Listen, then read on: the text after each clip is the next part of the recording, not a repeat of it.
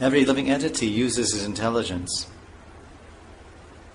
The living entity directs himself by the instructions of his intelligence, or he may reject those instructions. This implies that he's different from that intelligence. So intelligence is like a suggestion, a discrimination. It is good to do this. This would be good for you. But then we have free will. The living entity is more than the intelligence. Because sometimes people say, I am intelligence. I think, therefore I am. I am intelligence. But intelligence is just another power, material faculty. So we may reject that. So we're different from the intelligence. His dependence on and accepting direction from his intelligence also indicates that his intelligence is superior to him. Intelligence gives one direction like some higher authority, and a living entity cannot see or move or eat or do anything without the use of his intelligence.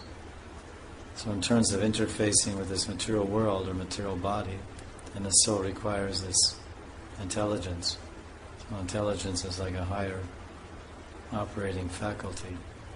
In some sense we're dependent on it, because without the intelligence we can't utilize this machine. The seer can't utilize the machine of the body. Like you may be a computer programmer and you have all the ability to work a computer and utilize it, but if its memory is corrupt, and although you know everything about computers and how to operate them, you can't use the machine because there's no way to express your will through the computer because the computer's not working properly. So the willing agent is the soul, the seer. But to express that will, the intelligence is required. That's when people get paralyzed. Or they become paralyzed or in coma. Nothing works. The soul is there, but he can't do anything with the body or with the environment. He's frozen. So there's a certain dependence. Intelligence gives direction like some higher authority, and the living being cannot see or move or eat or do anything without the use of intelligence. 8. One can also perceive that not only he, but every entity possesses and is directed by at least some intelligence. As there are vast gradations of intelligence among living entities, and as no one living entity possesses the totality of intelligence, one can understand that the sum of intelligence is greater than the intelligence possessed by any one living entity. As the sum of all intelligence apportions gradations of intelligence which direct the unlimited and all-pervading entities as a higher authority, the presence of a most intelligent highest authority can be assumed. In other words, the point is, that entity who apportions intelligence and is residing within and instructing every individual living entity is known as a super self or a super soul. So I have some intelligence within this body, but then there's this vast cosmic body, this vast cosmos, with so many millions and billions of planets.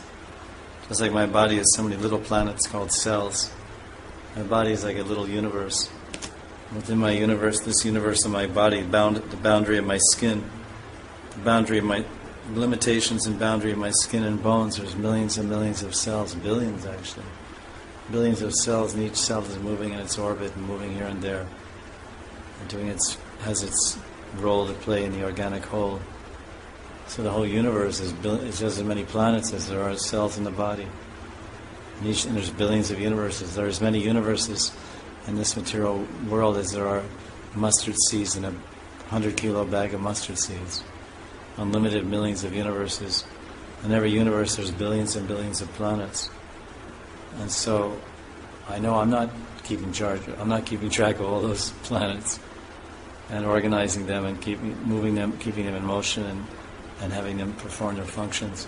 So there must be, if intelligence is working at this level, on my microcosmic level or small level of my body, to organize and integrate and run this body with its millions of cell-like planets, then whose intelligence is running all those planets of the whole universe? So that greater intelligence, that's the supreme intelligent being. The supreme intelligent being is God.